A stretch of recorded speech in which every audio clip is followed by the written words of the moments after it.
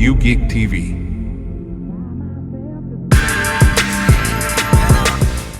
The teaser trailer for Captain America Brave New World dropped.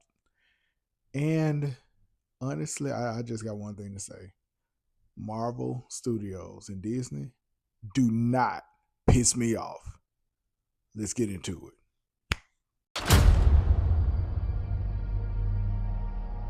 Wilson.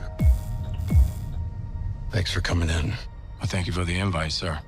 I have to admit, I'm still getting used to the new look. They said lose the mustache or lose the election. You and I haven't always agreed in the past, but I want to make another run at making Captain America an official military position. And if we disagree on how to manage this situation, then what happens? Work with me, Sam. Welcome back to U-GeekTV. I'm your host, Jarius, the Unapologetic Geek, and we're back with another unapologetic reaction. And this time it's to Captain America Brave New World. And yeah, this one, it looks kind of interesting. And the reason why is, man, I'm honestly just getting used to not seeing Steve Rogers.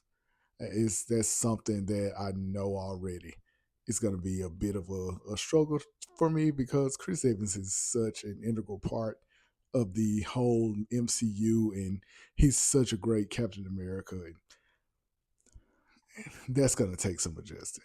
I'll be honest. However, honestly, the movie outside of that is pretty intriguing. Now, I am thinking about it from a lens of how would this be as a Steven Rogers story, but it is a Sam Wilson story, so we'll take that journey together. It looks like Sam Wilson is going to face some interesting new challenges as Captain America.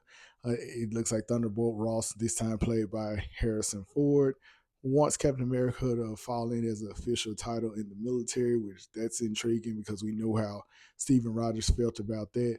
And he wants to put together like a bit of cohabitation, if you will, like some working together more so than against each other, push and pull between Captain America's core values and the corruption or gray area that the government operates in. And I think that's really interesting because you really couldn't get away with doing something like that with Steven Rogers. He was so clean cut and by the book, and it's hard for him to fall in line with a government that he can't really trust. Now, Sam Wilson can't do that as well, really. And you hear in the trailer, like, what happens if we have a conflict about something? So that's something that's interesting as well. But he doesn't look like he'll be really a puppet, but he's more optimistic, at least that's how it comes out to me, about having that partnership than what Steven Rogers was open to. Now let's get into really one of the two big elephants in the room. Yeah, Captain America is black. He is an African American, a black American, however you want to address him, he is that. And I know that's going to come up in the film. And I have some trepidation as far as how Disney and Marvel, how they're going to handle that part of it. And here's why. My brothers and sisters, when it comes to Marvel, like, we need something at this point. Rhodey was exposed, and here's some spoilers for Secret Invasion. Rhodey was essentially a Skrull most of the time. And Armor Wars is coming out. We really don't know a lot about what that movie is going to be about in terms of War Machine and his place in the MCU going forward. We have no idea what they're going with that. So there's one person. And then there's Blade, whose movie really, it really looks like it may not even come out. And if it does come out, it's going to be a different lead. And man, that whole production and all of the bullshit that they've been going through trying to make that film, that's just, it's a fucking mess. I'd be surprised if A, that movie comes out, and B, that movie is worth the shit, because the production hell that it's in and all the turmoil, it's ridiculous. And I worry about the Blade movie every fucking day, really. Then there's the big one. Marvel Studios appears to believe that nobody should play Black Panther again after Chadwick Boseman's death. And then when I say nobody, I mean in any medium. In X-Men 97, another spoiler, the cameo Black Panther is T'Chaka. In a new upcoming video game that's coming out where Black Panther teams up with Steve Rogers, it's like Black Panther's, it's T'Challa's great grandfather or something like that. In the Eyes of Wakanda, which I'm understanding is an animated show, like even then, it's kind of up in the air whether T'Challa is even going to appear in it, and if it's kind of set in this time after T'Challa's death, I guess that answers the question. He won't be in it, so it's like Marvel Studios is allergic to T'Challa if he's not being played by Chadwick Boseman. So that's an issue. So for now, for better or worse, Sam Wilson is what we have in terms of like black male superheroes right now. And I don't know. I'm going to tell you what I'm afraid of. As someone who watched the American Society of Magical Negroes, I'm really hoping that Marvel Studios does not make this film about Sam being a magical Negro and appeasing or making comfortable Caucasian people. I know that may be an unreasonable fear, but I just went back and watched his speech in Captain America, well, Falcon and the Winter Soldier, and it sounded like a "Hey, I'm a safe Negro, you can trust me" type of speech to me.